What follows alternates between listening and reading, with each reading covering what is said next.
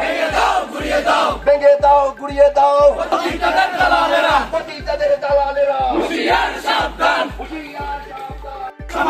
মাদক মুক্ত সমাজ গড়ে এই সমাজের মানুষ বারংবার প্রতিবাদ করেছে।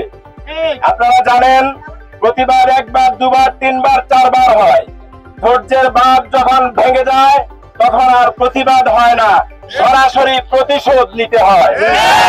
আপনারা জানেন রাজবাড়ির গোয়ালন্দে প্রশাসনকে বারবার সতর্ক করার পরেও ওই কবর পূজারী, মাজার পূজারী এবং বাইতুল্লাহকে অপমানকারী ওই ভান্ডারীকে যখন প্রতিহত করে নাই, তখন জনগণ তার সবকিছুকে মাটির সাথে মিশিয়ে দিয়েছে এবং কবর থেকে রাস্তায় উঠিয়ে তাকে উচিত শিক্ষা দিয়েছে।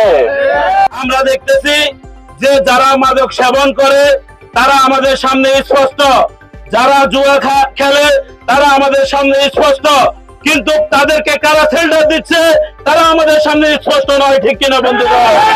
আমরা যারা শেল্টার দিয়ে এই কাজগুলো কাজে করাচ্ছে তাদেরকে স্পষ্ট ভাষায় বলতে চাই, আপনি যে দলেরই হন না কেন, যে মতেরই হন না কেন, যে পথেরই হন না কেন, এই কাদিরাতে ওই জুয়াখোর মাদক সেবী প্রতিদলের সাথে সাথে আপনাকেও এই সরকার থেকে বিতাড়িত করা হবে। ঠিক কিনা বন্ধুরা?